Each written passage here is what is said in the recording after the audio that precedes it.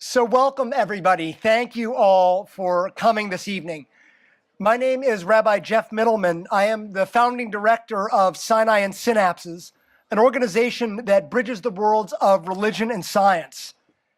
In our world today, with deepening mistrust of the other, increasing polarization, and even skepticism of science, it's becoming more and more crucial for us to understand the challenges that we face personally and societally and globally, and to discover wisdom from as many sources as we can. Before I introduce our speakers and our event here tonight, I need to thank a few people. First, thank you to the 92nd Street Y for hosting us this evening, especially Brian and Gabrielle, who helped coordinate a lot of this. It is a cultural institution, so it's an honor to be able to be here. Next, I need to thank our Sinai and Synapses Fellows, who are a select group of, that's right, of clergy and scientists and writers who are dedicated to elevating the public discourse and presented so many of the deep questions that you saw tonight. Hopefully you had a chance to be able to talk with at least some of them. I need to thank our program administrator, Rachel Pincus, who not only designed, give her a round of applause as well. She not only designed all the posters, she helps make sure everything runs smoothly here. She also, Rachel, raise your hand for a second. Stand up there, because Rachel's also going to be collecting pencils throughout. If you have questions throughout the evening, you notice that you may have index cards throughout the evening. If you have questions, raise your hand. Rachel will come over with a pencil. You can write it down so that we can keep the evening flowing as well. I also need to thank the Issachar Fund, which has been a primary supporter of the fellowship, and they, along with other donors, have helped make this evening possible, so thank you.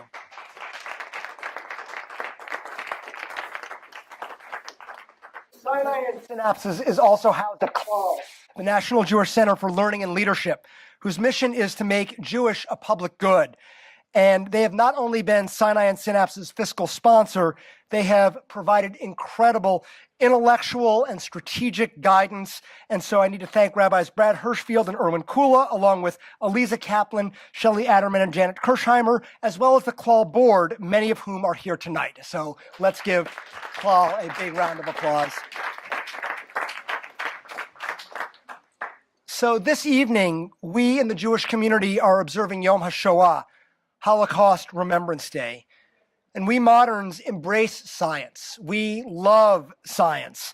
Science has given us insights into the world. It's helped us change the landscape we live in. And it's the best way we know to understand our universe. And yet, as the Shoah exemplified, it is also a tool used not just for good, but also for tremendous evil. Indeed, religion, too, has been used for both the benefit and the detriment of humankind. Many of us may have ambivalent feelings about religion and how it's used and has been used in history. And so should we think of science in the same way? Or is it a totally different way of thinking about the world and thinking about the thorny ethical questions that we face, especially today, whether that's fake news or the advent of genetic engineering or the rise of artificial intelligence? We're honored to have two intellectual heavyweights here with us to help us think about these questions. So as I said, as they speak, if you have questions, raise your hand. Rachel will give you a pencil and you can write those here. So I want to introduce our speakers here. Our presenter to my left is Dr. Rebecca Newberger Goldstein, who is a philosopher and occasional novelist. She is currently a visiting professor of philosophy at the New School of Humanities in London. She graduated summa cum laude from Barnard College and received her Ph.D. from Princeton University in the philosophy of science. She then turned to Barnard as a professor of philosophy and is the author of 10 books, including Incompleteness, The Proof and Paradox of Kurt Gödel, which was chosen by Science Magazine as among the best 5 science books in 2005, and Becoming Spinoza, The Renegade Jew Who Gave Us Modernity, which received the 2006 Koret International Award for Jewish Scholarship. Her latest book, Plato at the Googleplex, Why Philosophy Won't Go Away, won a Washington Post Best Book of the Year. Dr. Goldstein is a MacArthur Fellow and received the 2015 National Humanities Medal, among numerous other honors. So please join with me in welcoming Dr. Rebecca Newberger Goldstein.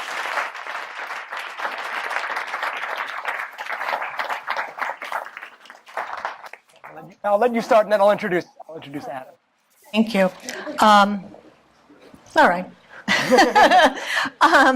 Okay, so I want to approach this question by dividing up two different kinds of questions.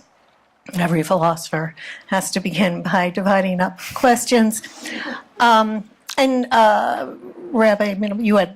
Jeff, you had touched on one, which is the applications of science, that sometimes technology, which is the application of scientific truth, scientific theories, can go very, very wrong and raises certain ethical questions. But also another bunch of questions that have to do with scientific truth itself. Are there certain truths that we just shouldn't know? I think that's a question that we can raise. I see it one way, but I can see the other side as well. So I want to be able to touch on both of these sorts of questions as regards both scientific truth itself and the applications of scientific truth, where it's much more obvious that things can go very, very wrong. And I find it very useful to think about both of these questions by remembering something that Albert Einstein perhaps said. Sort of like Mark Twain, everything smart in science gets attributed to Einstein. But anyway, it was smart enough for Einstein to say it. And it was that there are two things that we know about that are infinite: the universe and human stupidity. And I'm not sure about the universe. So, has the right touch to be Einstein, except that he thought the universe was finite, didn't he? So that's where the doubt comes in. Anyway, so this is true. Our intuitions and also our inclinations, our biases, are often very, very wrong and very, very misguided. And fortunately, we have science to correct us about these things. Science, it's an amazing thing that happened around about the 17th century. There have been kind of proto-science before that, but around about the 17th century, something extraordinary happened with really empirical observation being wedded to mathematical description, and the teleological explanations that had governed the Aristotelian system was given up. And instead we get this other way, a non-teleological way of trying to explain what we see around us. And it's proved, one couldn't have known a priori that it was going to be so powerful. In some sense, teleological explanation comes much more naturally to us. Storytelling, right? It's how we explain one another and ourselves in terms of goals to be accomplished. But it didn't get very far. Once Galileo and people like Descartes, Spinoza, Huygens, and then Sir Isaac Newton developed this method. I mean, it's been amazing, because what it does is it enlists reality to be our collaborator. That's an incredible thing, right? It brings reality itself into the process. And because of this, some of our deepest intuitions have been corrected. Intuitions about space and time and causality individuation, technology have been corrected. I mean, you know, so you think that simultaneity is absolute. It seems to you intuitively obvious that it doesn't matter what coordinate system you use to measure two events, right? I mean, simultaneity is simultaneity. Well, we'll just see about that, right? Voila. Einstein's theory of special relativity. Well, we'll just see about that is the motto of science in some sense, right? And it's been able to correct such very deep intuitions that we have. I mean, let's hear it for Homo sapiens. This is great that we somehow stumbled on this way of explaining. And it's a big, marvelous, counterintuitive world that we've discovered. And some of these intuitions correct even our intuitions about ourselves, which are much more emotionally fraught than causality and space and time and individuation. Intuitions like that we're really separate from the rest of the animal kingdom, that it took us special creation to get to us, right? That intuition, too, much more emotionally laden, has been corrected by means of science. So in general, and we want to know what reality is like. I mean, we did. We named ourselves Homo sapiens, right, from sapere, to know, from the Latin sapere. Homo being man, of course. Can't get away from it.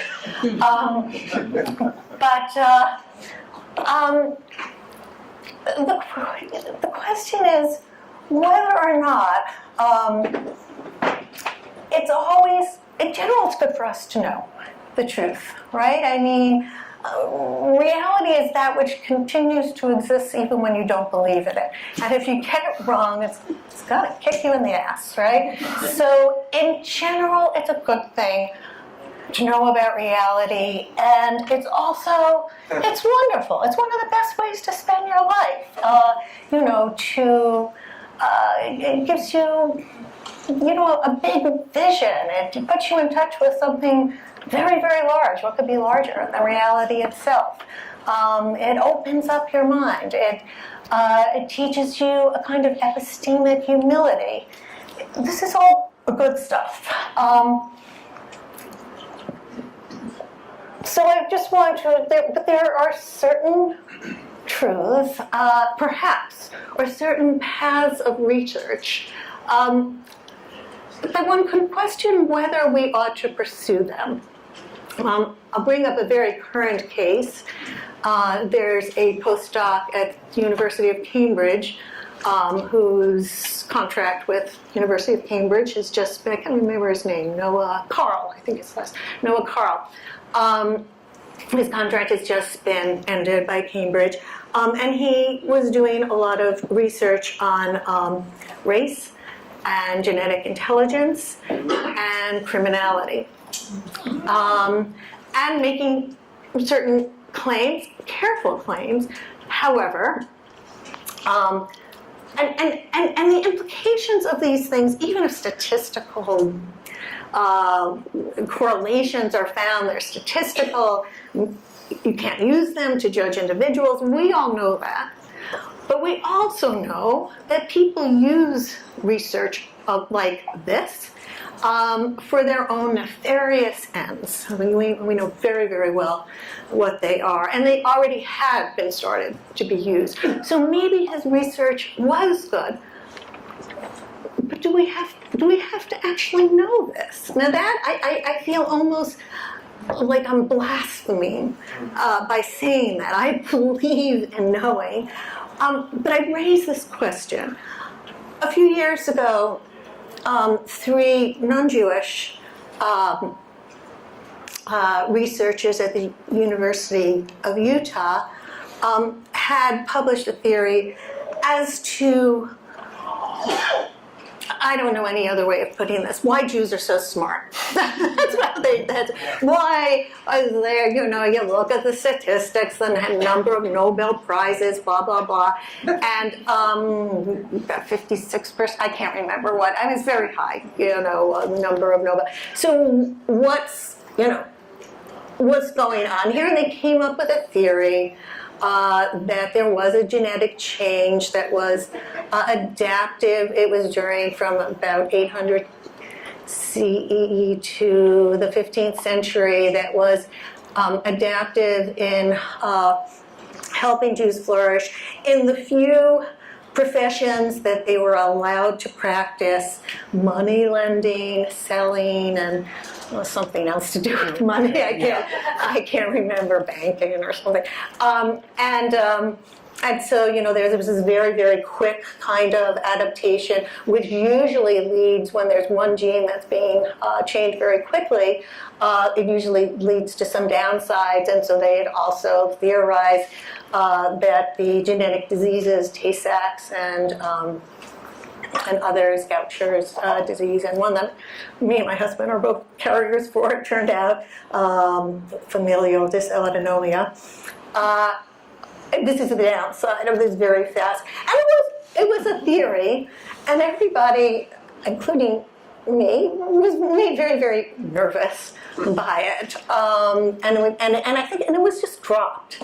And it hasn't been taken further. And again, I mean, I don't know, do we really want to go there? So there are certain, now you may disagree with this, I'm just sort of raising this as a question that I find very difficult, because I really do believe that it's a good thing for us to research widely and to follow the results wherever they lead. But biases, xenophobia, all of this kind of thinking that you had spoken of, being what it is, I don't know. So I put that question out to you. I think it's a difficult ethical question. And then, of course, just very, very quickly, applications. There is now, in the field of biology, a tremendous amount of discussion going on because of what's going on in with gene editing, CRISPR, right? And CRISPR, there are two types. I don't know if you've studied these things together. Some people have, but I mean, just very, very quickly, there are two types of gene editing. There's somatic editing, where you take out these, something's wrong in a particular gene, and you can cut it out and replace it and cure diseases. Incredible thing. This could be very, very helpful for diseases that depend on malfunction of one gene, like sickle cell anemia, cystic fibrosis. It is a tremendously hopeful process. There could be designer cancer therapies where it's your genes themselves that are being changed. And then there's something else called germline human genome editing. And here, one edits the gene, and it's really like editing with a word processor. I mean, you take it out and you put something else back in. But here, these are very, very young cells, very, very young embryos. And so these will be inheritable changes. Their offspring will inherit these changes. And here's the word, designer babies being, floated around. That we could change genes so that people would be smarter or taller. I don't know why that's any superiority, but some people think it is. Smarter, I go for. And this. This is, it's queasy making, and it has made the scientists themselves queasy. There's a tremendous amount of interdisciplinary and cross-cultural discussion going on before we just plunge ahead into this thing. I noticed there was a talk about playing God. Yeah. And yes, this is very close to playing God. We want a lot of discussion before this takes place. And then, I think it was last year, a Chinese scientist, Zhang Hui He, I think that's how you pronounce his name, Zhang Hui He, announced that he had gone ahead with this germ line editing and had brought 2 embryos to term. And there's a tremendous outcry. There were conferences at Harvard about this and all over the world. And the scientists are taking this very, very seriously, and they're bringing philosophers, theologians, lots of people in to talk about these questions. AI, robotics also. There are a lot of philosophers involved in the questions of, because we're getting very, very close to the ultimate philosophical question. Well, there are so many ultimate. They're all ultimate. All the questions of philosophy are ultimate. But this question of, what is it to be human? And what is it to value humans? What do we value humans for? If we can make a really smart baby, are we going to go ahead and do it? And I ought to just, and the cultural differences here. In China, the 2 embryos that had been edited, the father had HIV/AIDS and wanted to make sure that his children wouldn't carry this. It's a tremendous shame and disgrace in China in carrying HIV/AIDS. And so there are these cross-cultural differences too. So it's been proposed that set up international, cross-cultural, interdisciplinary guidelines to explore these questions, and that seems to me, fantastic. Before we plunge ahead with it all, that we explore it beforehand. I just want to mention very, very briefly, to me, these questions of application, I only think of them in terms of human flourishing. That's the only thing that I think of. What is going to conduce to human flourishing? And that's the questions that we have to try to figure out, which is difficult enough. Some people would bring in, and it often comes from my religious friends, a different criterion, which is human dignity, and that any of these tamperings with the close to what it is to be human is somehow. We have to get clear on what human dignity is. And well, I guess I sort of did say that was true because we want to talk about what it is that makes humans valuable, which is a way of talking about human dignity. Anyway, so there are this different kind of criterion that's brought in that's not just about human flourishing. Okay, that's enough. Thank you. Stop.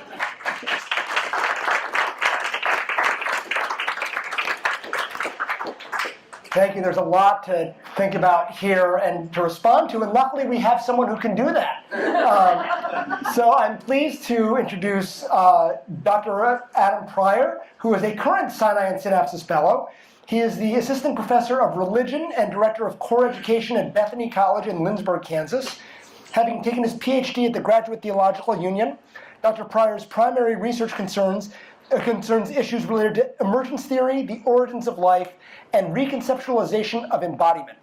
His current research, which he began as a member of the Center for Theological Inquiry's recent research program on the societal implications of astrobiology, considers how astrobiology affects understandings of God. And so please join with me in welcoming Dr. Adam Pryor.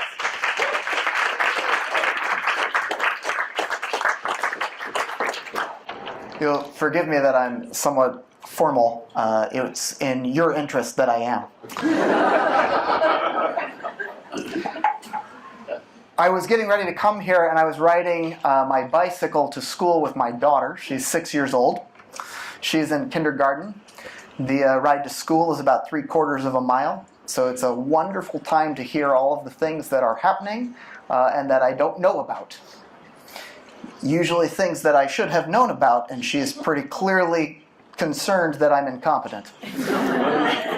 So she asked why it was that I was leaving again. I said, well, I have to go. It's part of my job. I'm going to give a talk. She said, people are going to come and hear you? And I said, no. I said, there's someone else speaking and I'm responding. She says, that makes sense. She said, what are you talking about? I said, I'm supposed to talk about, can good science really go bad? And she was silent for a little while as we puddled along. And then she looked over at me, nearly ran me off the road as she did, and said, that's a bad question. So Jeff, don't worry, 6-year-olds do not approve of your question. She said, it's not a good question because science helps us. Science got us to space. Science is what my teacher tells me at school. Science is really important. And there's a little bit to which I thought she was right. I kind of wanted to know, could good science really go bad? I think there's a certain strand of thinking in us that says it can't. Good science produces good knowledge. Good knowledge is always infused with an appreciation of the ethical and the moral, the beautiful. And something about that just prevents it from going bad. Good science would never go bad. It's just bad science. But I don't think I know many scientists who would be real happy with that explanation. I'm not sure they'd be comfortable with it at all. The premise of observation, hypothesizing, questioning, experimenting, it's to investigate the nature of the world as it's given to us, apart from any of these moral or these aesthetic categories. Those pesky questions of the humanities have no place in the rigorous investigations of science. Scientific knowledge is neither good nor bad, it simply is. Good science is the kind pursued according to the strictest methods, the most replicable experiments. Its knowledge is pure, unadulterated technique. And there was something about that sounded kind of wrong too. Certainly, the process of making scientific discoveries, uncovering new insights, this all involves highly skilled, honed, even apprenticed techniques. But science today also represents a certain kind of worldview. Whether it's reductionist or emergentist, biophysical or meteorological, science touches the very fabric of how we understand our existence and our persistence in the world. And as science has gained this traction in shaping our worldviews, it's become inextricably entangled with the philosophical and the religious positions we hold. And it's in this tangled web of worldviews and in epistemologies, it's easy to imagine that philosophy and religion are just outmoded forms of knowledge production. The techniques these disciplines use have just been replaced by the better questions that science asks. Controlling the kinds of questions we ask, preventing us from pushing natural explanations as far as they might go, science thinks religion and philosophy are just flat out dangerous. These static fields don't do anything anymore. Oracles we should only consult when we arrive at some classic paradox, usually of an ethical sort. And when we need some history of those logical possible explanations, call the philosopher or the religion scholar in.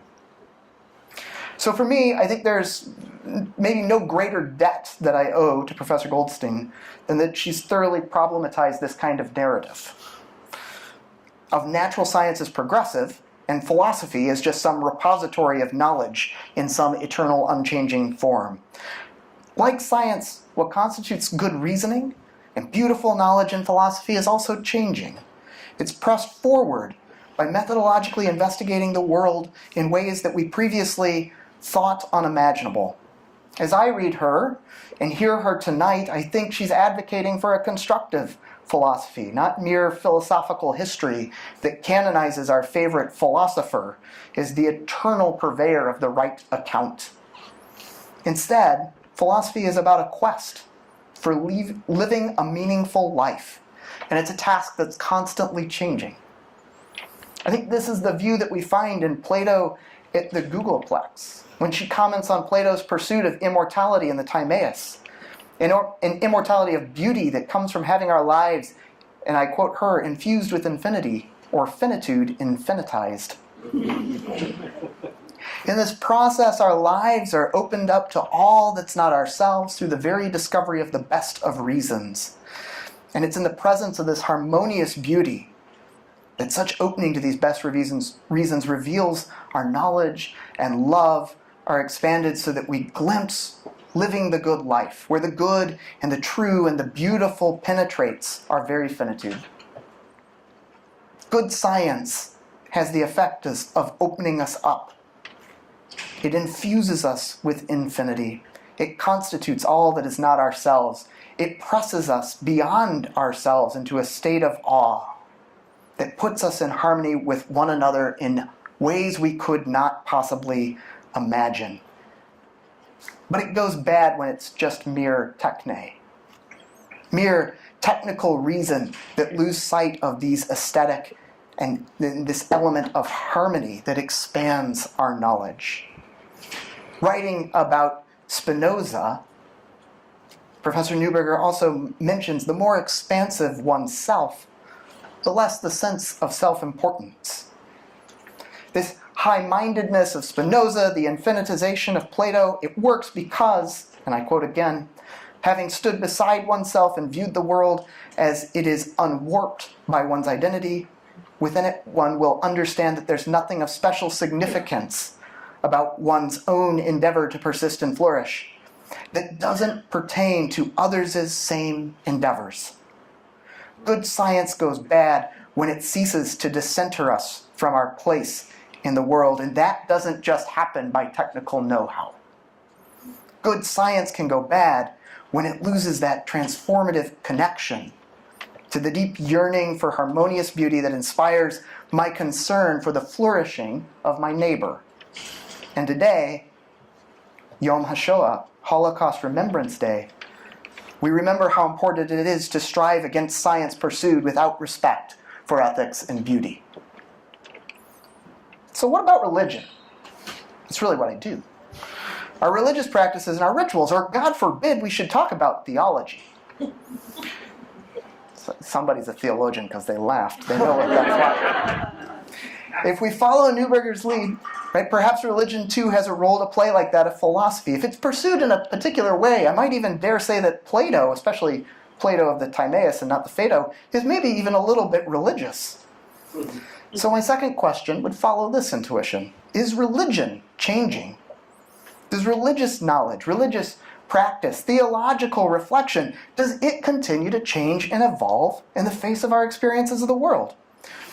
Or did religion lose its dynamism somewhere along the way? I want to answer these questions with a very cautious maybe.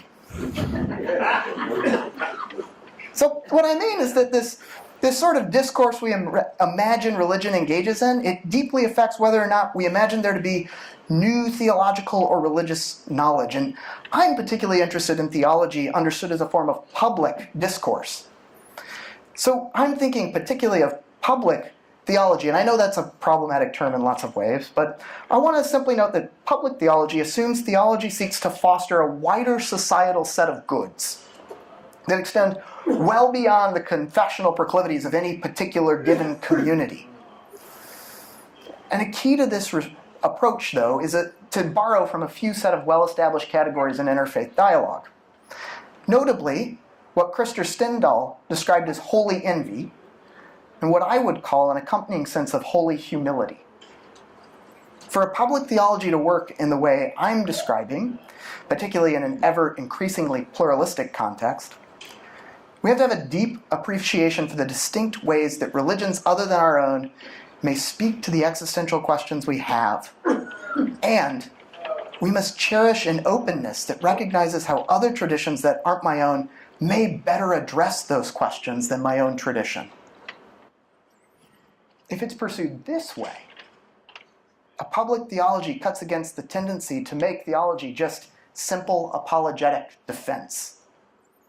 It's all too easy to understand the worldview construction of theology, and particularly projects in theology and science, as ways of ensuring that we hold on to religious doctrines and metaphysical schemas in the face of a growing body of scientific knowledge. But I'd argue public-facing theology has to commit to interpreting its religious symbols, however these might appear, however they might develop, so that when they're acted upon by human beings, they'll establish new powerful moods and motivations that make sense, that help us make sense of how to order our existence in congruence with those things that matter most, with ultimacy. So, what's all that have to do with science going bad? Well, I want to say good religion facilitates good science. It facilitates an experience of opening us beyond ourselves to harmony and beauty by addressing and calming the anxieties we feel. The anxieties we feel at losing a sense of ourself and our personhood in the face of being opened up to the infinite. That's scary. For me, out of my Christian tradition, it's symbols like living into the image of God or the incarnation that become indispensable.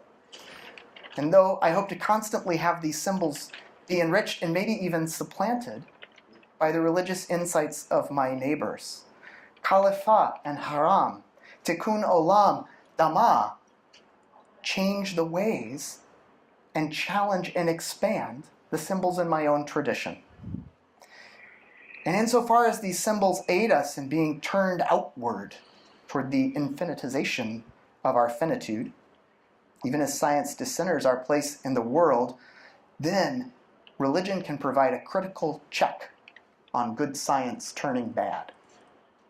These religious symbols help us tell the story of our humanity in a way that can prevent us from being disconnected from pursuing the well-being of my neighbor.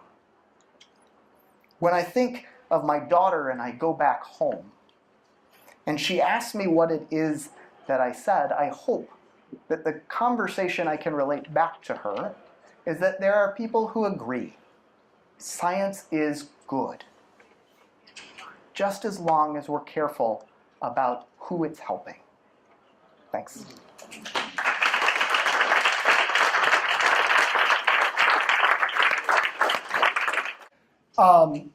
A lot to think about. And with the interplay of science and religion, I'm thinking of actually something that I learned from our meeting. Our Sinai and Synapses fellows just had a 3-day meeting learning from each other. And one of our fellows, Connor Wood, has talked about, and you can see is about science and religion and cultural resiliency, about commodification and religion and science becoming professionalized and then commodified. And I'm really struck by a question that you raised of flourishing, which is also what's going to be the metric of flourishing, who's going to decide what's flourishing and what's not. But an interesting historical piece about the relationship of religion and science, which is that, and you probably would know, you can correct me if I'm wrong on this, but up until about the 1800s, theology was professionalized and science was sort of amateur. And you're thinking about the founding fathers who played with all sorts of scientific pieces. Theology was done by the professionals and science was done by the amateurs who were just sort of playing around. And probably 1900s, somewhere in that range, there's been a flip. And now science has become very, very professionalized, and in some ways even siloized, where each department is looking at its own piece. And theology has become very amateur, and it's very hard to be able to find good theology. And often when we're talking about, particularly about religion, we're often creating a straw man argument of religion. And so I'm wondering how the professionalization of either science or religion and philosophy, which is the intersection of those, right, and philosophy as well, how that creates the decision of what's good and what's bad and who decides. Mm-hmm. Actually, there were professional scientists, that emerged in the 17th century. Galileo and Newton and Huygens. I mean, they were professional. They were involved in universities and. And the question of human flourishing, which I guess we both had referenced, yes. Is to a certain extent an empirical question for science to be able to study. People, how much freedom. We can discuss, there are ways of measuring these things, metrics of freedom, metrics of happiness, of well-being. It's interesting that there's evidence now that there's a kind of sweet spot of freedom. You want just enough and no more. You have too many options, and you can just, that can be very anxiety provoking. So there are lots, to a certain extent, this is do societies flourish more if women are given equal rights, allowed to drive, and things like that? We have lots of societies, and we can measure these, and we have metrics of well-being across many societies. And so, to some extent, this is a scientific question. There are aspects of flourishing that might be different. People from a religious orientation might think that a relationship with God is something. Well, we can study that too. Do people who have relationships with God, or feel that they do, or live within religious communities, report higher standards of well-being? In fact, they do. People in religious communities, I think. I don't like to recognize this, but yes, it is. Science is science, right? And yeah, they do report higher senses of well-being. And I think the question of who gets to define flourishing really matters, right? So I think this was really brought home for me the more that I've been doing work on astrobiology, right? Where I talked to a really wonderful astrobiologist. We were talking about climate change and sort of how this works, and he said, yeah, human flourishing, that's great. It would be really good planetary flourishing, yes. Right? That'd be a better definition for you to use. And I was like, oh, that's really interesting. I could happily put planetary flourishing in. And he goes, yeah, you know how you get planetary flourishing? You get rid of humans. Right. No, this is very true. I've met people in the green movement who are really quite anti-human, right? Because it's really screwing up the planet. It's a legitimate position that one can take. I do actually want to take it very, very seriously, right? Yeah. But I think this is sort of that ambiguity in terms of how we define flourishing and who gets to define it and why. And in what context the definition of flourishing works really matters. Well, it's a question of whether human flourishing ought to be privileged over, somehow made special, privileged over other kind of flourishing. And things are changing in that regard as well. We now think that animal flourishing, for example, is very, very important. Philosopher Peter Singer has done a tremendous amount to. So, but to me, these are philosophical questions. It's why, I don't know about theology, but it seems to me that philosophical questions can never be left out of the picture. Absolutely. And one way of approaching philosophical questions is, through theology. I think can have its input. But these are at heart, philosophical questions whose matters. Right. And maybe some of this is to say the way in which theological answers respond to various philosophical questions. We could play with that a little bit, but the basis in a sort of philosophical questioning, whether it's from a scientific or a theological or a philosophical framework, we're really asking philosophical questions when we start. We are. Just a very, very quick point, but I had started out, I had started out in physics. I went through my undergraduate training in physics, and I had already applied to graduate school in physics, gotten into the graduate programs I wanted. I was taking this advanced course in quantum mechanics. And in those days, everything was the so-called Copenhagen interpretation of quantum mechanics, which meant that there were certain questions you were not allowed to ask. Shut up and calculate. That was what you were told. And that's not why I was studying physics. I was studying physics because I wanted to know the nature of reality. I want to be infinitized, right? Shut up and calculate.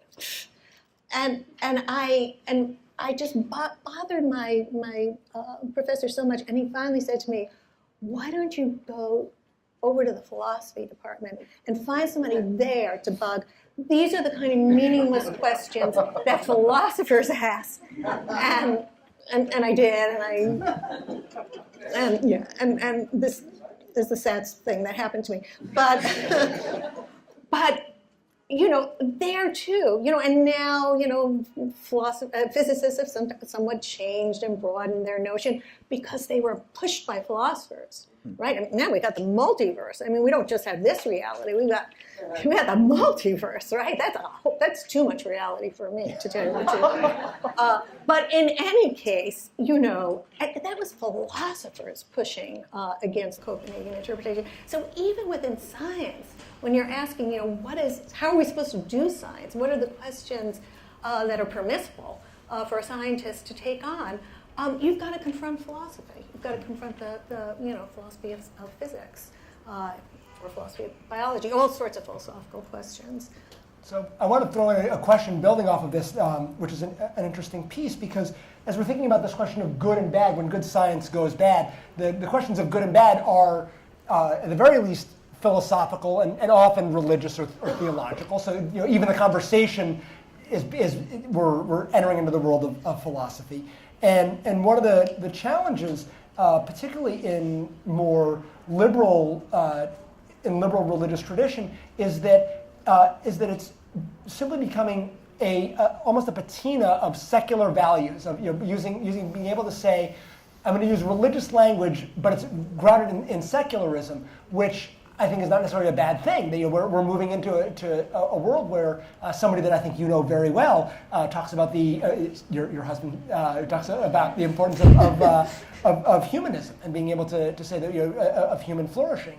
And so the question is, what's an example of religion and theology progressing that isn't simply religion or theology adopting secular views or secular values? And I would also say, is that from your perspective, Rebecca, is that necessarily a bad thing that it's doing that? Well, I mean, my worldview is thoroughly secular.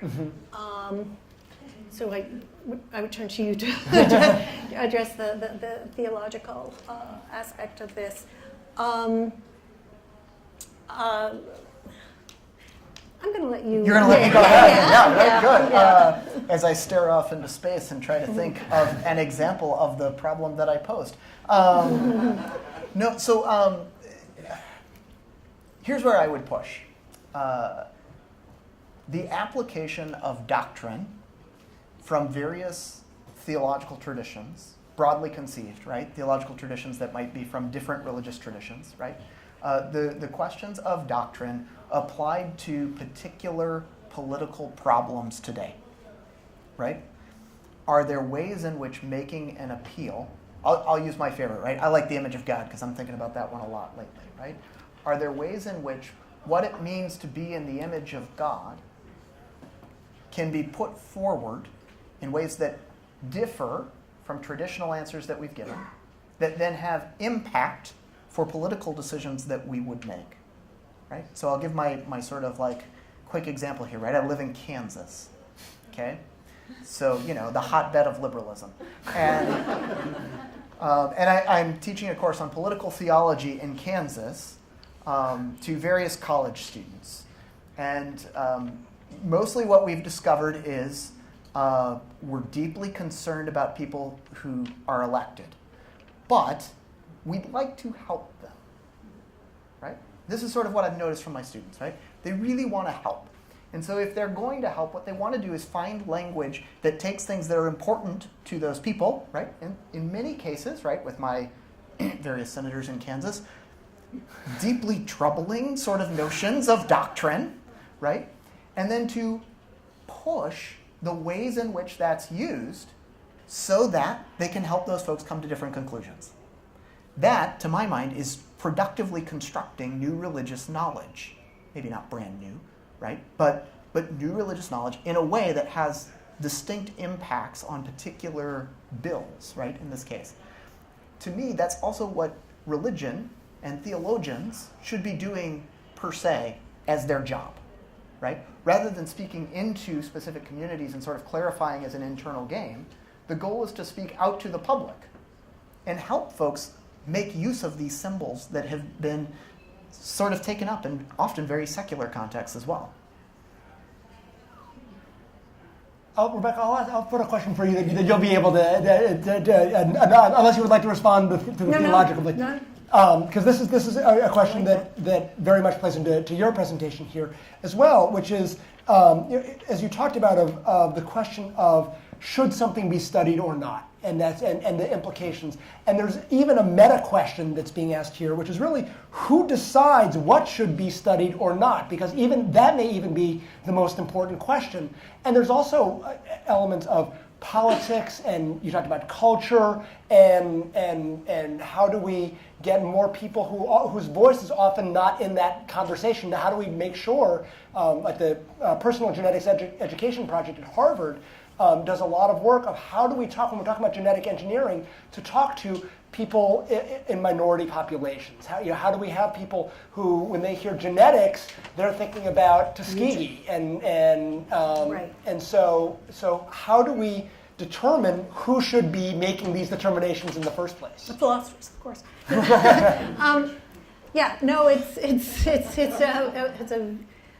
It's a very, very good question, and because so much of this is, what I was thinking about, again, relating it to that apocryphal Einstein quote, is the infinite stupidity of us. We get things, we're hasty, we see things from our own points of view, and want to, and so any kind of the science itself can be very, very good, but when it feeds these ever-ready, ego-driven Kansas senators kinds of worldviews, you're wary. I just wanted to bring that forward. And it's very culturally embedded. There was, of course, the view that evolution itself, the theory of natural selection, was going to lead to terrible things, right? And so, that was suppressed. So that's a dangerous idea, to decide that certain ideas are dangerous and therefore to suppress them. Basically, I have a kind of let reality speak attitude towards these things. But we do have to be very, very wary of certain kinds of questions. And who decides? Well, usually, it seems like, peer review, what gets published. I noticed certain things, like when this thing happened with the germline editing, there was a great, he was fired. He was, the community of scientists and of people who think about these things and the philosophers of science, said, no, you've gone too far before we've decided on how far you ought to go. So, I think that, the community of experts, but lots of people should be brought into this, theologians, philosophers, historians, as well as scientists. In general, I wish that scientists were better trained in the larger philosophical questions. I think their science would be better. And it all comes down to, why is it so important for us to know reality? Reality doesn't care. Reality's going to get along just fine, whether we know it or not. It's we who care about this, and it is a glorious endeavor. It does open and widen one's life and give it a great deal of meaning. There's meaning to be found there. But ultimately, this is a human endeavor. It's always a human endeavor. Everything's a human endeavor. So we want to ask the questions, even if science itself if sometimes it can go bad, because we're not thinking about what science is really for. We're not thinking of it in the context of its ultimate humanity, or trying to make sense of ourselves and the world, and our relationship to the world. We all want to do that. We're trying to get our bearings, whether it's through philosophy or through science or through theology. I think more than our being creatures of knowledge, Homo sapiens, we're the creatures who just are trying to get our bearings. We come into this world, we don't know what it is, we don't know what we are, what's in store for us, what we're supposed to do with these lives of ours. And all of these, I mean, to be human is to ask these questions. And science at least gives us some of the answers to that. Well, one of my, he wasn't my professor in rabbinical school, but he was a friend of mine's professor, and he quoted this line from, it was a philosopher, and it said, it blew my friend's mind, and I think it's very true, which is that our brains did not evolve to help us find truth. Our brains evolved to help us survive. And what we're able to do, there's a limitation to what we finite human beings are able to understand, and it's not necessarily designed to find the most accurate perspective there. That's filled with biases, and it didn't even help us to survive. It helped our genes to replicate to the next generation. So it basically keep us alive as long enough for us to mate, and then we go obsolete, and we're not needed anymore. It's the genes that are running the show. We're the puppets. Yeah, well then, and you raise an interesting question that links here, because we're talking, in a lot of ways, we're talking about the three big philosophical questions today, which we're talking about truth, looking at science as a source of truth, in terms of ethics, of what's good and what's bad. And you've touched on beauty a little bit. I actually like, at least from my religious perspective or spiritual perspective, is meaning, because truth and science, that's, it's going to get along whether we know it or not. The truth is whatever the truth is. Ethics is much more of an interplay, and there are certain things that I think we tend to say are right and wrong, and there's somewhere there's a gray area. Meaning is a lot more fungible and a lot more personal. And so this is the question here of, what's the role of deep historical knowledge to public epistemology? To what extent is our job to show the change of meaning across time and culture?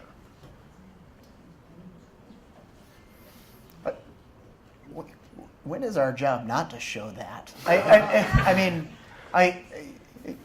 to which I just want to say, yes, that is our job, right? I mean, is really to take these widened frames of reference and try to increasingly make meaning out of these, I think, instances that seemingly push us further and further and further to the fringes, right, of what's relevant, right? Every week that goes by, and there's a new scientific discovery that pushes me further out to the edge of thinking of myself as the sort of center of the world, right? Whether it's the center of the world I live in or the center of this universe, right? We're constantly sort of being displaced. So how it is that we come to grips and then make meaning out of that experience is crucial. I'm not sure what it means to be human if you're not engaged in that process. Right. Well, that's not fair. There are ways that we could do that, but I do think it's a really crucial category, right? Yeah. I mean, it is a kind of privilege for your life to be stable enough and to be well fed enough, and all of these things that you worry about what's the meaning of it all, right? For so much of history and places still in the world, you're just struggling to see another dawn. It's when that's pretty much taken care of, that we can ask these questions. What's it all for? Yeah. There's got to be a certain relaxation on pressures to exist. Absolutely. And then, but once that happens, then these questions have to be asked. There it is. That's what it is to be human. Yep. So I think this is going to be the last.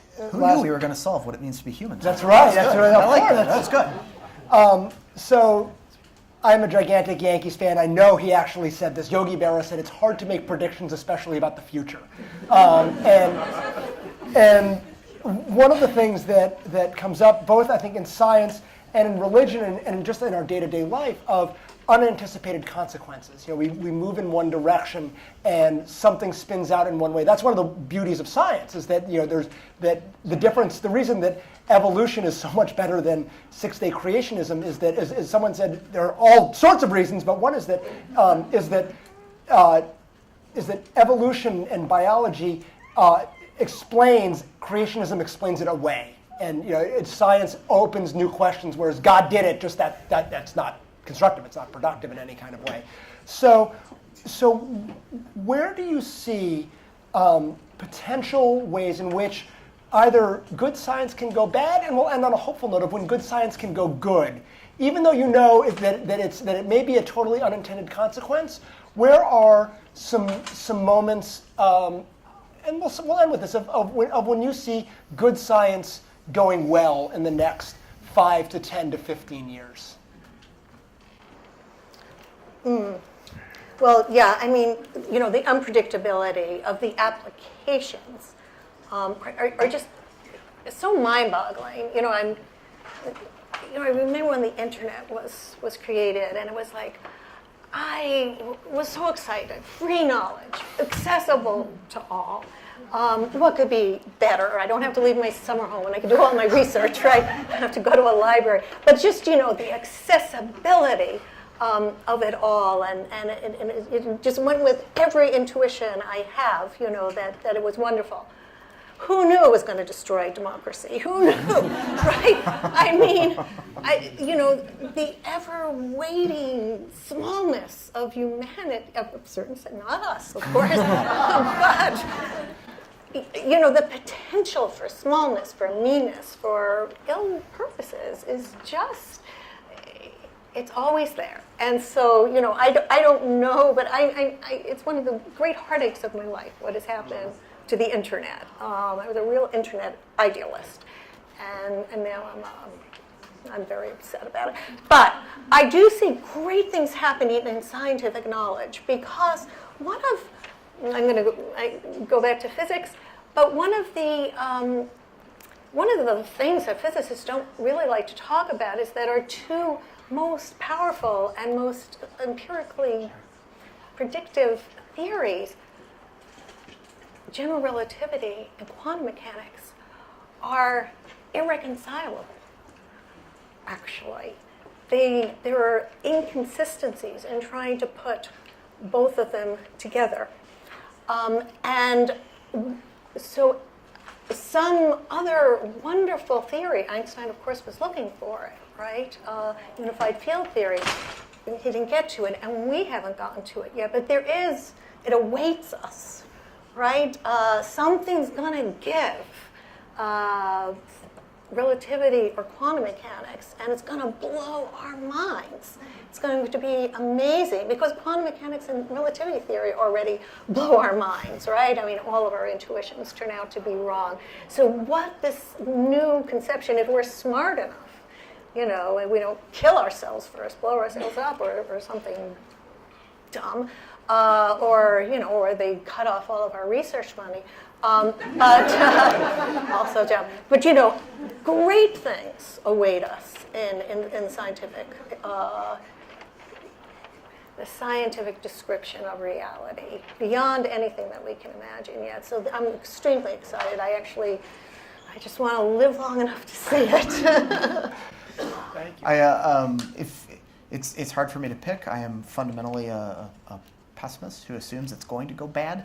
But if I'm going to pick a piece of good science that I think is going to go good, I think I would pick CRISPR, despite all of the sort of things that have gone on lately around it. And I will put my money on CRISPR around the idea of food production, right? That this becomes a fundamental piece of how it is that as climate starts to change, we maybe find ways to avoid massive scale famines. Right? And this is a sort of interesting piece where we have these sort of competing aspects of science and technology, both causing the problem and perhaps providing some solutions. Thank you. Well, before we thank our presenters here. Just a couple of housekeeping pieces. One is by signing up, we would invite you to be able to sign up for our weekly email list. Sinai and Synapses, once a week we send out content. We'll be sending the video of this out as well within the next couple of weeks. You can always opt out. It's one of those wonderful MailChimp things that you can opt out. But we figured that this is a kind of conversation you would like to be part of. So thank you for being here. I'm going to ask immediately after this for the CLAW board and the Sinai and Synapses fellows to step out in the lobby and to the left where the table is, and meet there for the next part of our evening. And for everybody else, please join with me in thanking Dr. Rebecca Newberger Goldstein and Dr. Adam Pryor.